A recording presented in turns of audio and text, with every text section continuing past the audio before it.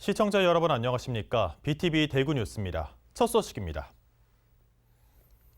얼마 전 있었던 경기 부천 호텔 화재 당시 공기 안전 매트를 활용한 구조작전 실패로 에어매트 관리 부실 문제가 국정감사에서 도마 위에 올랐습니다. 대구의 경우 노후 안전장비 비율이 전국에서 가장 높은 수준으로 조사돼 보완이 시급한 것으로 지적되고 있습니다. 우성문 기자의 보도입니다. 경기도 부천에서 있었던 호텔 화재 당시 에어매트를 활용한 구조작전 실패로 에어매트 관리 부실 문제에 대한 관심이 높아졌습니다. 소방규정상 300세대 이상이거나 150세대 이상으로 승강기가 설치된 공동주택은 단지마다 에어매트를 의무적으로 구비해야 합니다. 문제는 안전장비의 노후화 비율이 높아 화재 사고 발생 시 무용지물로 전락할 우려가 크다는 것. 기본소득당 용해인 국회의원실이 전국소방관서와 공공임대아파트를 전수조사한 결과 대구와 세종시의 소방안전장비 노후화 비율이 84.2%로 가장 높게 나타났습니다. 10개 중 8개 이상이 7년 넘은 장비인 건데 노후화 비율이 가장 낮은 충남의 5.6%에 비해 월등히 높은 수준입니다. 소방관서가 보유한 에어매트만 따로 분류하면 총 93개 중 노후 장비가 76개로 노후화율이 81.7%에 이르고 미인증 장비도 16개로 17.2%를 차지합니다. 민간 아파트를 제외하고 이번 전수조사 대상인 LH 공공임대아파트의 실태를 보면 전국적으로 10개 중 9개가 미인증 장비, 6개는 노후 장비로 나타나 피난 기능을 사실상 상실한 상태. 대구의 경우 LH 임대아파트 48개 단지 가운데 35개 단지가 에어매트를 설치해 설치율은 72.9%를 나타냈습니다. 하지만 에어매트가 설치된 35개 단지 중 71.4%에 해당하는 25개가 노후 장비, 무려 97.1%에 이르는 34개가 미인증 장비입니다.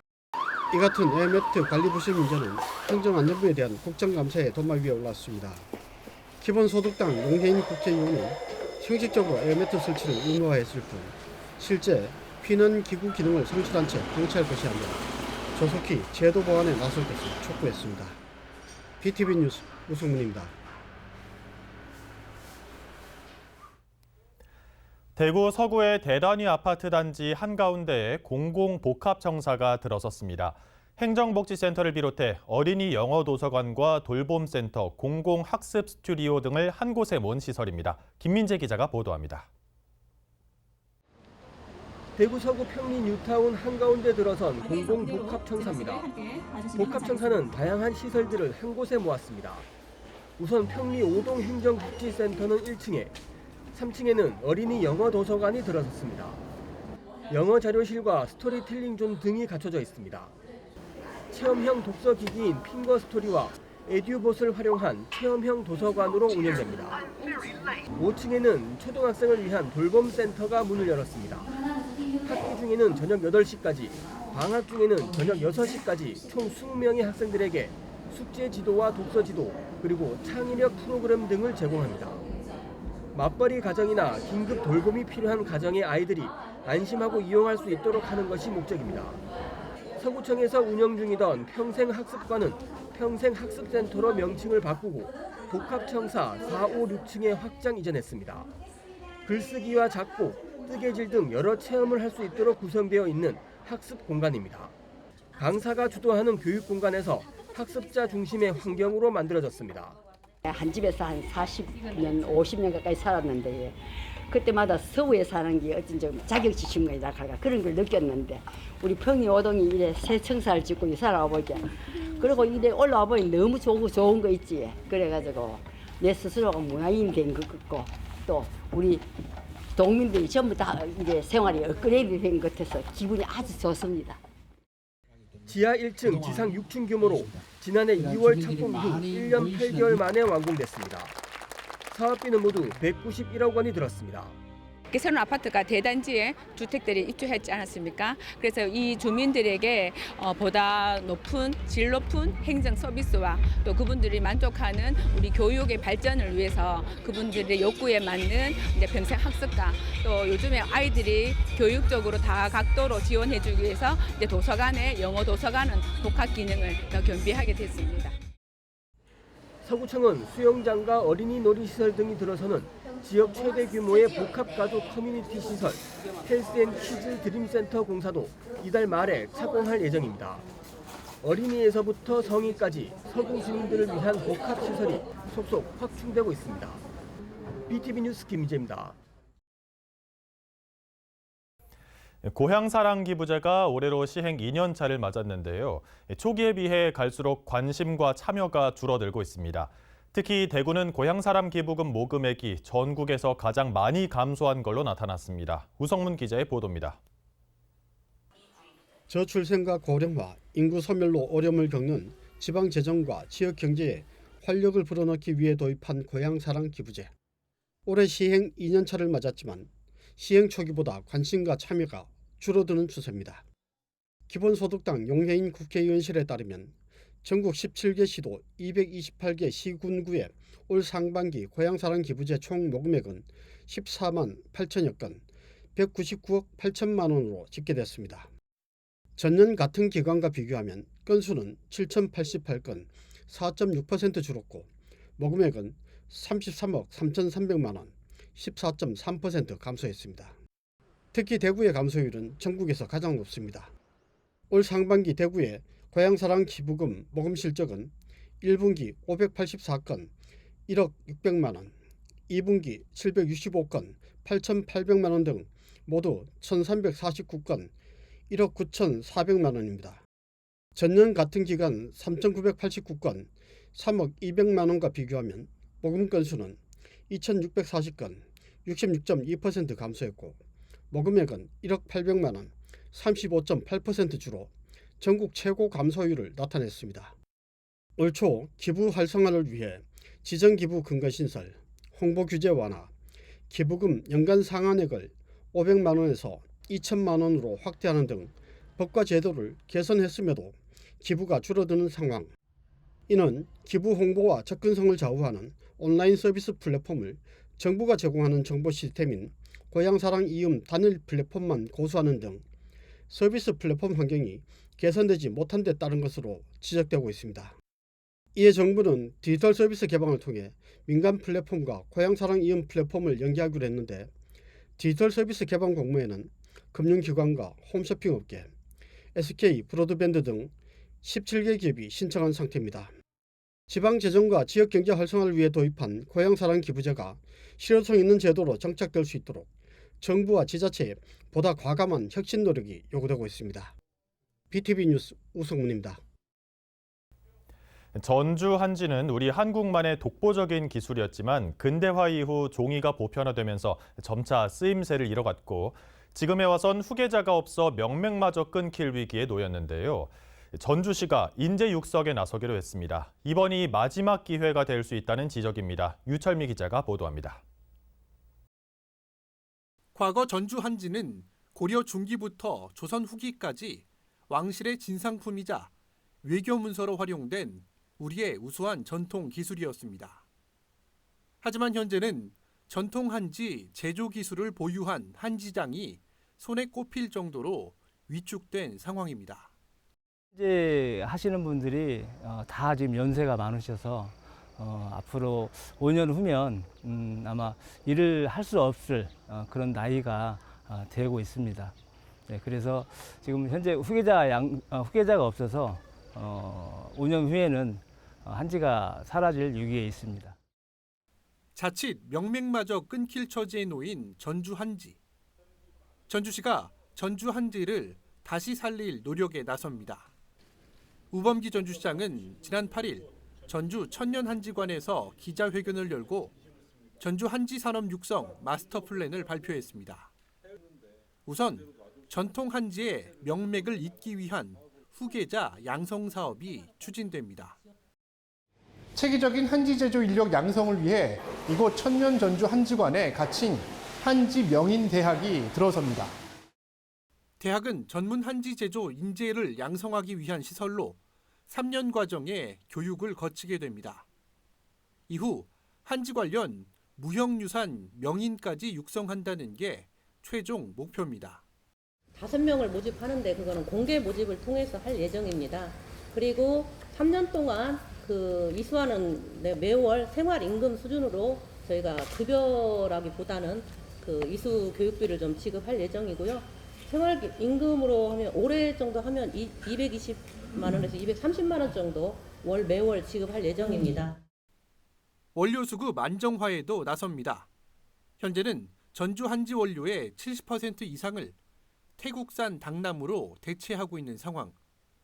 3만 평 규모의 익산 왕궁 축사를 매입해 국산 당나무 재배지를 확대할 계획입니다. 시는 또 대량 생산을 위한 기술 개발과 해외 시장 확대를 위한 거점 조성에도 나설 계획입니다. 전주시는 천년 한지의 본향으로서 전주 한지의 정체성을 다시 한번 재정립하고 한지 산업 육성에 박차를 가하여 전통을 잇고 혁신을 더해 세계로 도약하는 한지 도시로 힘차게 나아가겠습니다. BTV 뉴스 유철미입니다. 경북 구미에서 대구를 거쳐 경산을 잇는 대구권 광역철도의 개통 일자가 12월 14일로 정해졌습니다. 노선의 이름은 대경선으로 결정됐는데요. 노선 중 원대역 신설 여부는 빠르면 이달 말 발표될 예정인데 현재 마무리 검토 작업이 진행 중입니다. 김민재 기자입니다. 대구권 광역철도의 공식 개통일이 12월 14일로 정해졌습니다.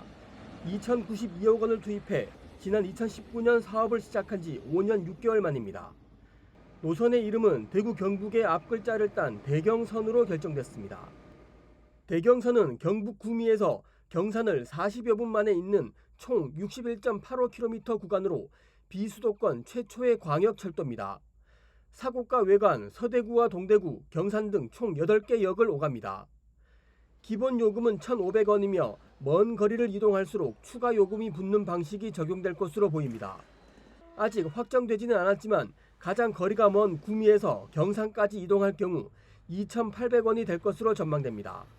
대경선 개통 이후 주민들의 가장 큰 관심사는 가칭 원대역 신설 여부입니다. 중구 달성동 원대 지하차도 일대가 예정지입니다. 국가철도공단은 지난해부터 원대역 신설 여부를 결정할 타당성 검증 용역을 진행했고 현재 용역 결과는 나온 상태입니다. 관련 법에 따라 철도역 신설에 필요한 비용 대비 편익이 1 이상 나와야 건설할 수 있기 때문입니다.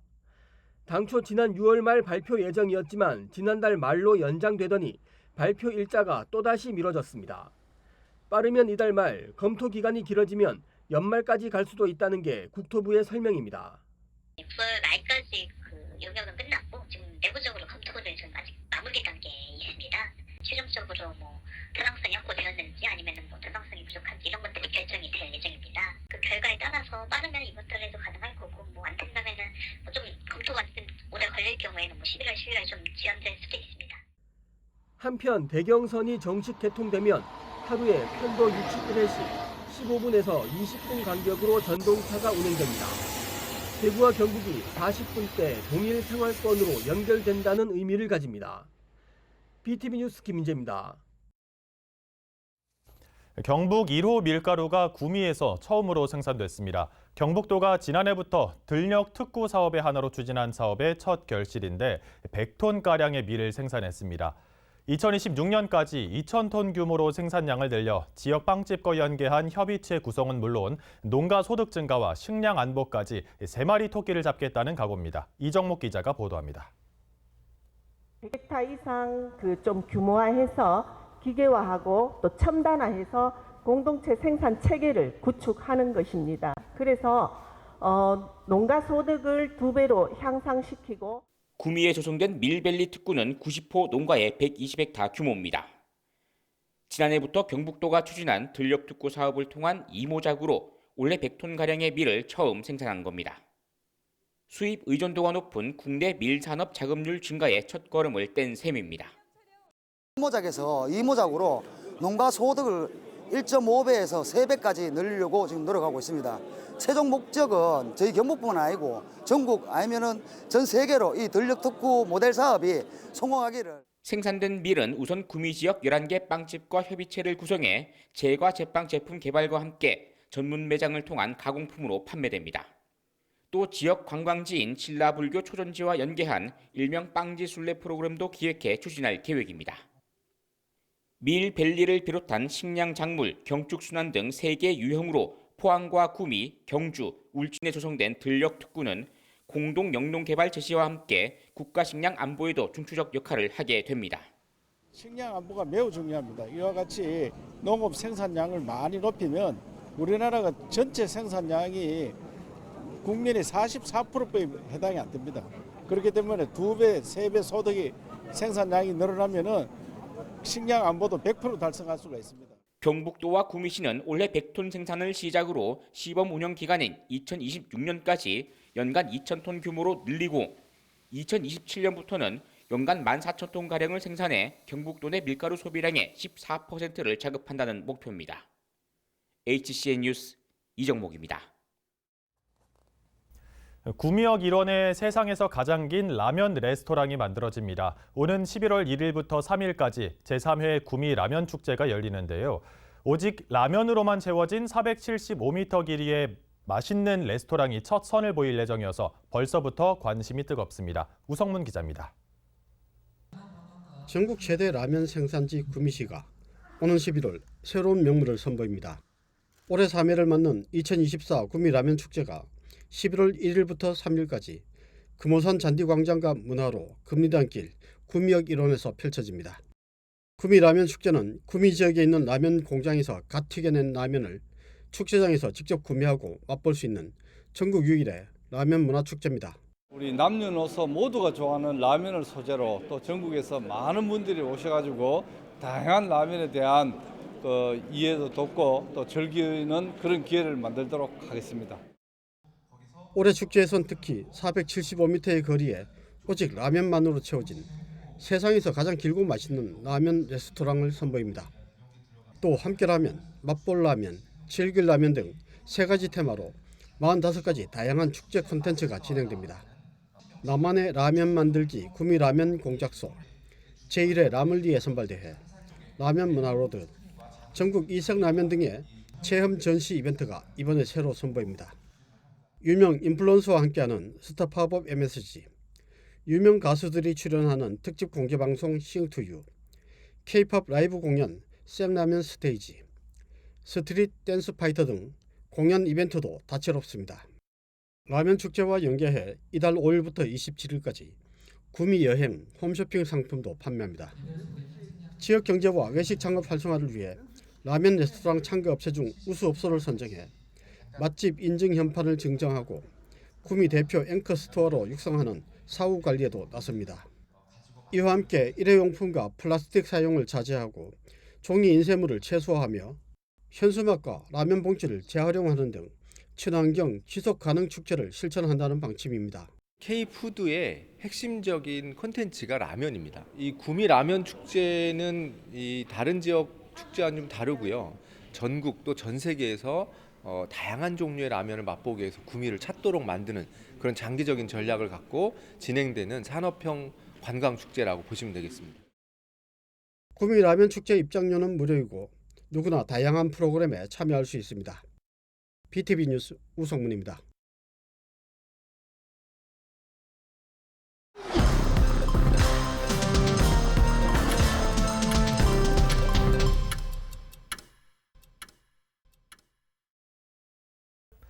특허청 상표특별사법경찰이 서문시장 일대에서 위조 상품을 유통시킨 상인 등 4명을 적발해 불구속 입건했습니다. 특허청은 유명 브랜드의 위조 상품 1,100여 점도 압수했습니다. 이들은 현장에서 단속을 피하기 위해 매장 상호를 나타내는 안내 표지를 설치하지 않거나 매장 내부가 보이지 않도록 커튼으로 가린 채 운영한 걸로 나타났습니다. 청소년이나 어린이가 시내버스를 탈 때 어른용 일반 카드를 사용할 경우 앞으로는 일반 요금이 부과됩니다. 대구시는 청소년이나 어린이가 시내버스를 탈 때 어른용 일반 카드를 사용한다면 오는 12월 14일부터는 일반 요금인 1,500원이 부과된다고 밝혔습니다. 이는 요금 할인 전환 과정에서 버스 운행 시간이 지연되는 데 따른 조치입니다. 대구시가 올 상반기 교통카드 이용을 분석한 결과 월 2만 3천 건 정도 청소년이 일반 카드로 탑승하는 것으로 나타났습니다. 최근 5년간 비위 행위 등으로 파면이나 해임 징계를 받은 대구 지역 공직자가 19명에 달한 것으로 나타났습니다. 더불어민주당 한병도 의원이 공개한 국정감사 자료를 보면 지난 2019년 이후 대구시 공무원은 파면 1명, 해임 8명, 대구시 교육청 공무원은 파면과 해임 각 5명이었습니다. 현행 법을 보면 파면은 5년, 해임은 3년간 공무원으로 재임용될 수 없습니다. 한병도 의원은 공직사회 전반에 청렴의식이 해이해졌다는 걸 방증하는 수치라며 부정부패를 근절할 대책을 마련해야 한다고 지적했습니다. 남구청은 6.25 전쟁 중 강원 고성지구에서 공적을 세운 고 김지룡 상병의 유가족에게 화랑 무공 훈장과 훈장증을 전수했습니다. 김지룡 상병은 1953년 전사했으며 이번 훈장 전수는 국방부의 6.25 무공훈장 찾아주기 사업을 통해 70여 년 만에 이루어졌습니다. 대구 서구청이 평리공원에서 대구자활 별별 순회장터를 개최했습니다. 이 행사에서는 대구시 10개 구군의 자활기업들이 참여해 공익품과 친환경 제품을 판매했습니다. 이번 순회장터는 지역 자활기업의 홍보와 더불어 주민들의 친환경 제품 구매 기회를 제공하는 취지로 마련됐습니다. 중구경찰서는 봉산동 제1중학교 주변 노후주택가의 범죄 예방을 위한 환경 개선 사업을 마무리했습니다. 이에 따라 제1중학교 웅벽을 중심으로 방범시설물 51개와 CCTV 3대를 설치하여 지역사회 안전을 강화했습니다. 이로 인해 주민들의 안전한 생활 환경 조성에 기여할 것으로 기대됩니다.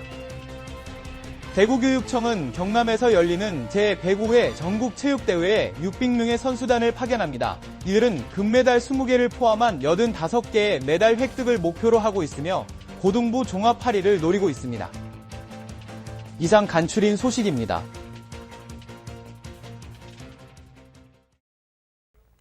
위급한 순간 생명을 구하는 에어매트 등 안전장비.